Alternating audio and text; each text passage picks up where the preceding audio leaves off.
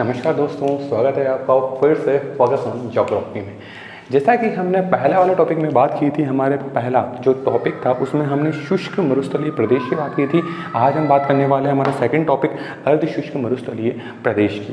पर इसी के साथ क्या आपने पिछले टॉपिक्स में जल संग्रहण नीतियाँ या फिर हम बात करेंगे रेगिस्तान में पाई जाने वाली संरचनाओं की, आज हम इस टॉपिक में इन चीज़ों के बारे में भी बात करने वाले हैं ताकि हमारा जो टॉपिक्स हो वो पूर्ण रूप में कंप्लीट हो चुका हो।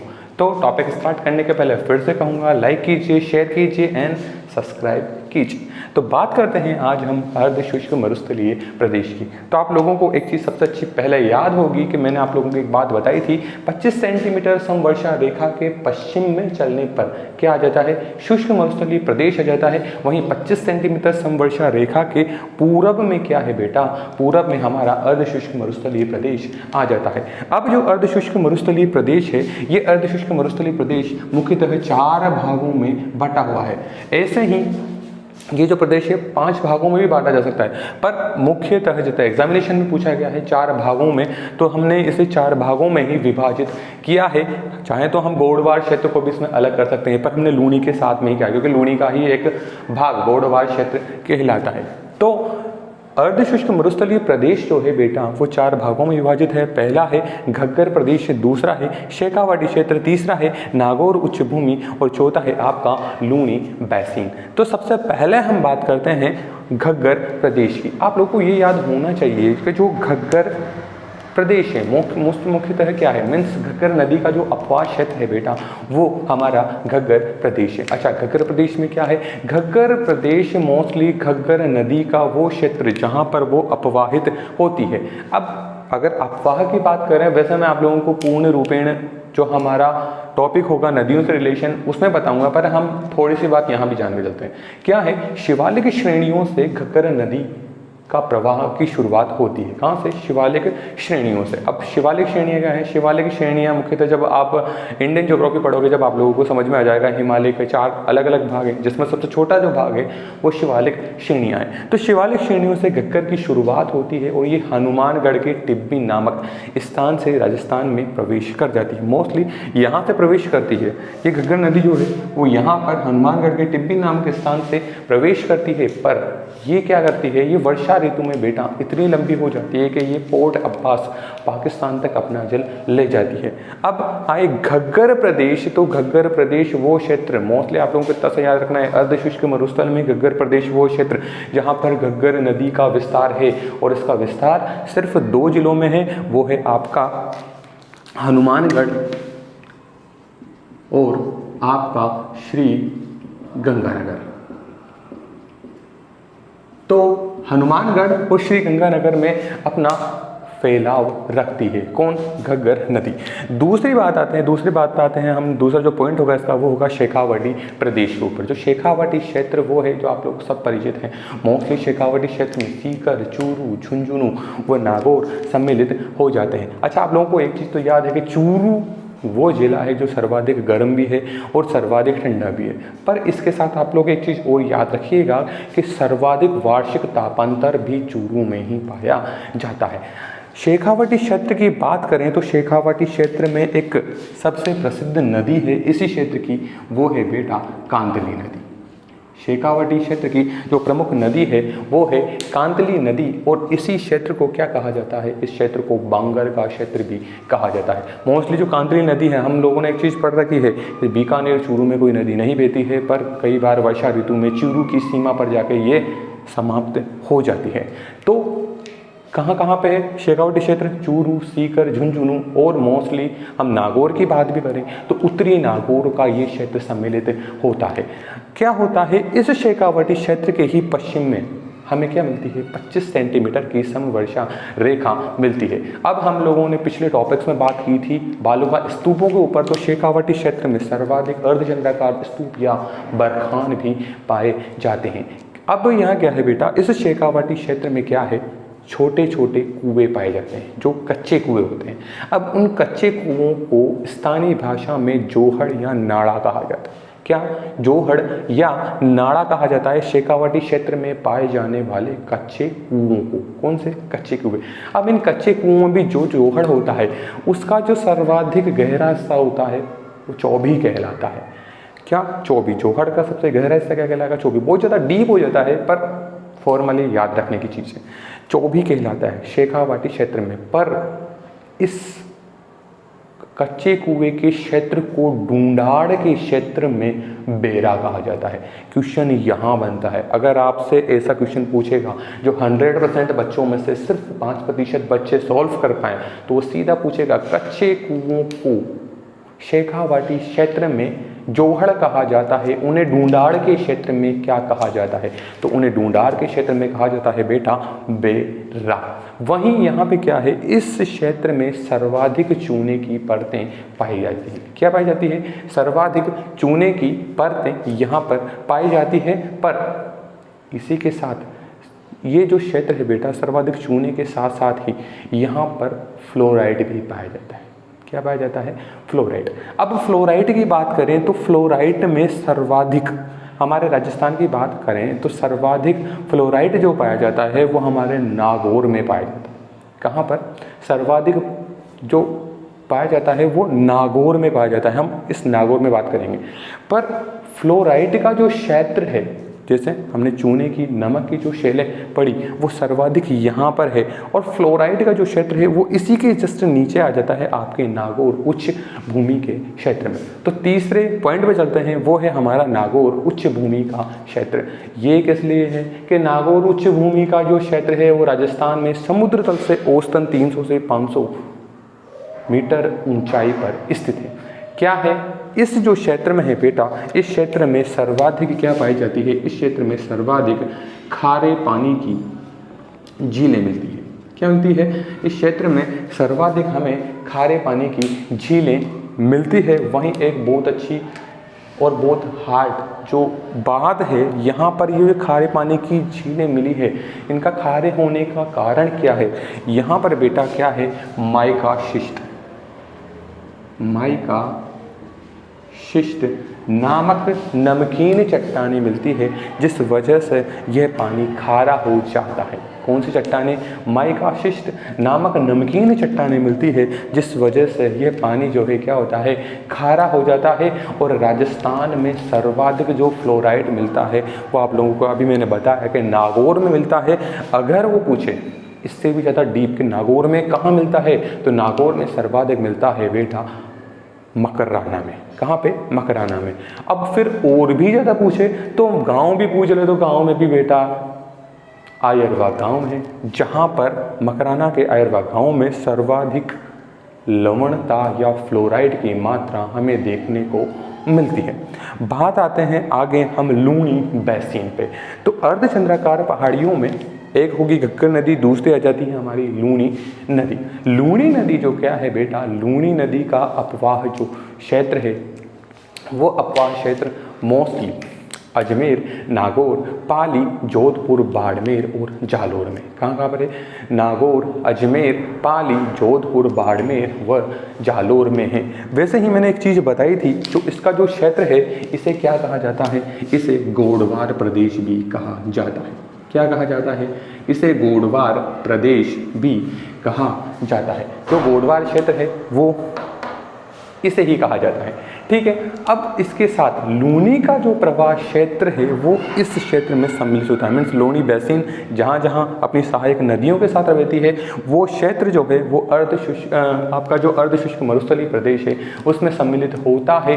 पर इसकी सबसे खास बात लूनी की ये है कि ये बालोतरा बाड़मेर में जाकर खाली हो जाती है। क्या होती है? बालोतरा बाड़मेर में जाकर खाली हो जाती है। अब राजस्थान के दो स्थान की बात करते हैं। एक तो बालोतरा बाड़मेर जो मैंने अभी यहाँ नाम लिया, और एक हनुमानगढ़ जंक्शन।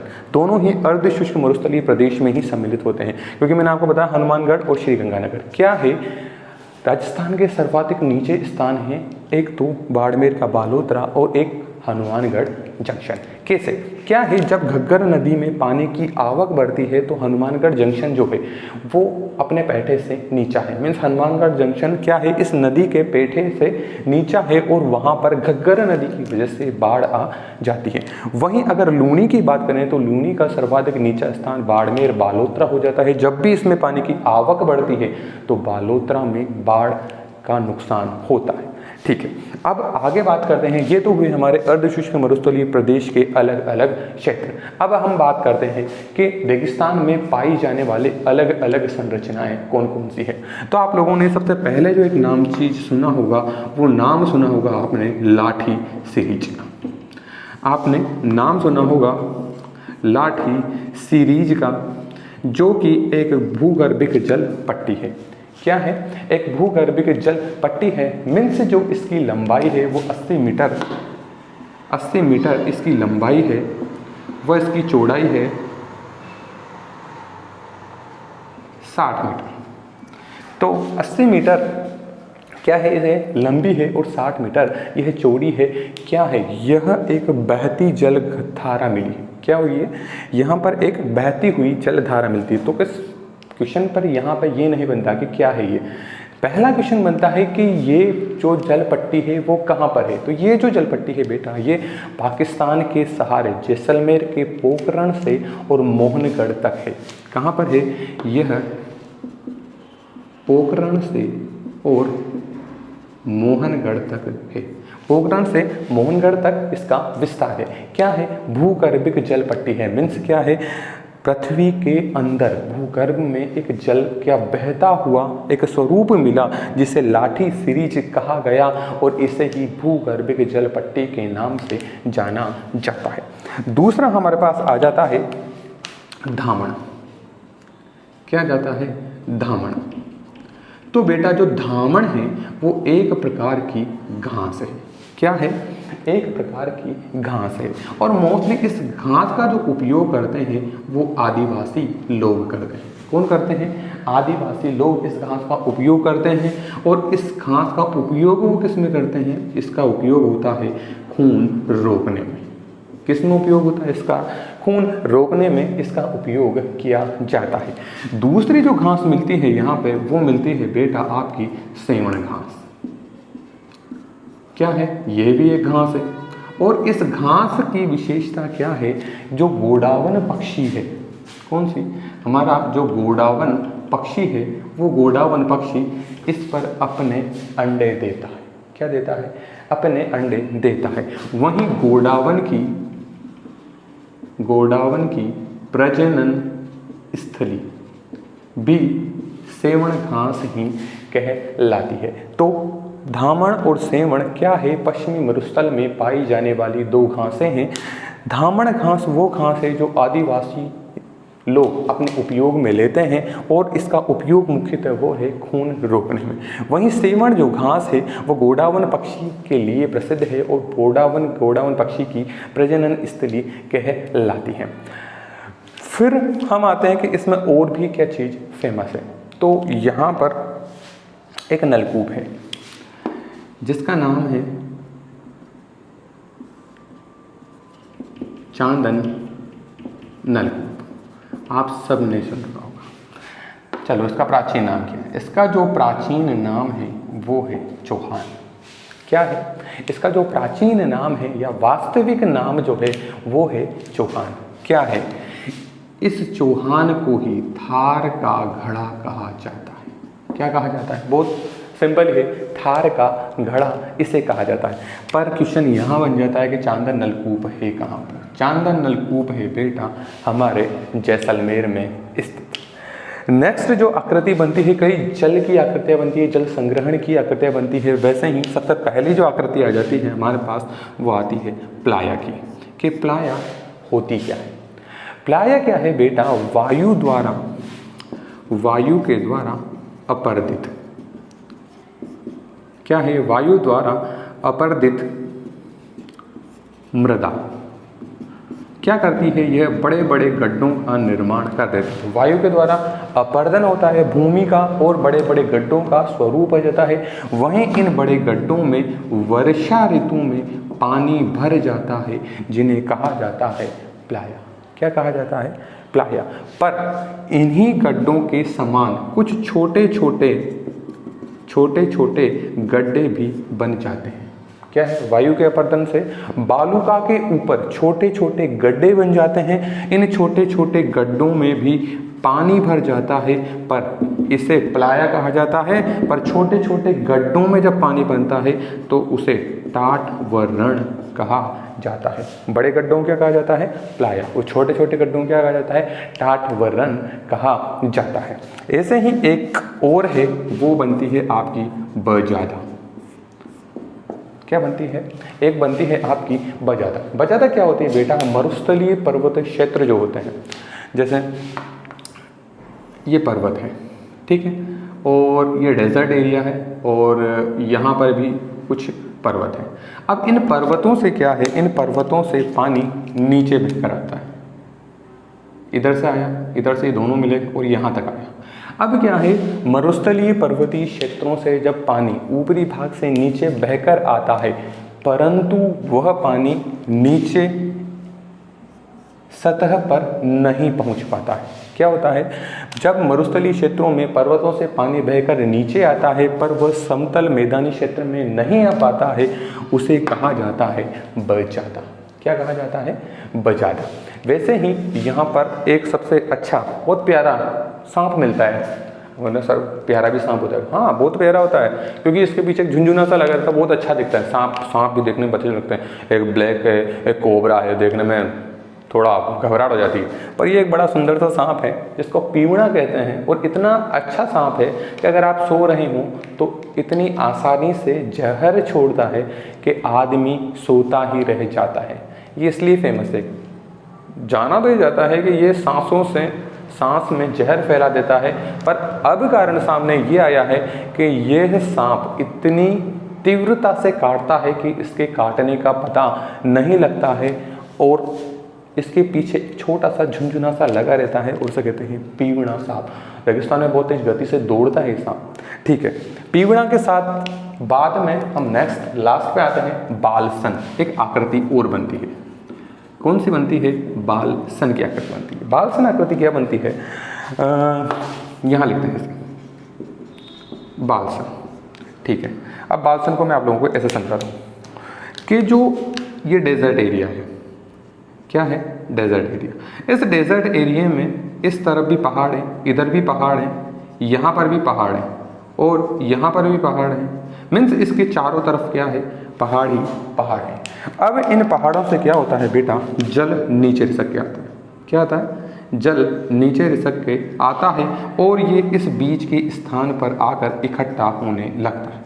चारों तरफ से जल क्या होता है? बीच में इकट्ठा होने लगता है और एक सागर सा बन जाता है, जिसे कहा जाता है बालसन। तो ये जो आकृतियाँ थी, ये थी हमारे पश्चिमी डेजर्ट में बनी हुई कुछ आकृतियाँ। आगे हम बात करेंगे पश्चिमी मरुस्थल। यहाँ पे हमारा लमसम संपूर्ण हो जाता है। मैं अब इस तरह रिलेशन रखने वाले जितने भी जो क्वेश्चंस पहले आए हुए हैं उनके ऊपर भी हम चर्चा करेंगे, साथ में ही हम एग्जामिनेशंस की प्रिपरेशन के ऊपर भी ध्यान देंगे। अब इसके साथ ही हम इंडिया के ऊपर भी नज़र रखने वाले हैं। मीन्स सबसे पहले मैं आप लोगों को इंडिया की स्थिति विस्तार भी साथ में एक टॉपिक लेने वाला हूं, क्योंकि बीए में सिर्फ सेकंड ईयर वालों का ऐसा इशू आ चुका था कि सिर्फ सेकंड ईयर का टॉपिक चल रहा था। हम फर्स्ट ईयर का टॉपिक भी लेंगे, सेकंड ईयर का भी लेंगे, फाइनल ईयर के भी टॉपिक लेंगे। तो इंडियन ज्योग्राफी लेंगे, और इंडियन ज्योग्राफी के साथ सविंद्र सिंह भी हम साथ में पढ़ेंगे। पर आप लोगों के लिए, बीए वालों के लिए सबसे अच्छी एक न्यूज़ आई है कि फर्स्ट ईयर और सेकंड ईयर वालों को क्रमोन्नत कर दिया जाएगा फाइनल ईयर में। मीन्स फर्स्ट ईयर वाले सेकंड ईयर में चल जाएंगे और सेकंड ईयर वाले फाइनल ईयर में चल जाएंगे। आप लोगों का कोई एग्जामिनेशन नहीं होगा, पर फाइनल ईयर वालों का एग्जामिनेशन होगा। तो आप लोगों के लिए बेस्ट ऑफ लक। पर जो स्टूडेंट सेकंड ईयर से फाइनल ईयर में आ रहे हैं वो ये सोचें कि नहीं अब हमारे राजस्थान ज्योग्राफी नहीं आएगी, तो बेटा गलती ना करें।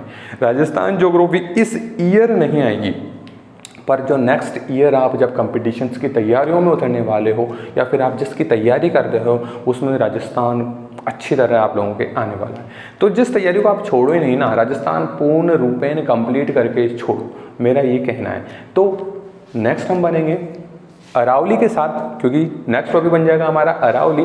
तो जुड़े रहिए फोकस ऑन ज्योग्राफी के साथ और ज़्यादा से ज़्यादा संलग्न रहिए हमारे भारत के साथ। तो जय हिंद, जय भारत दोस्तों।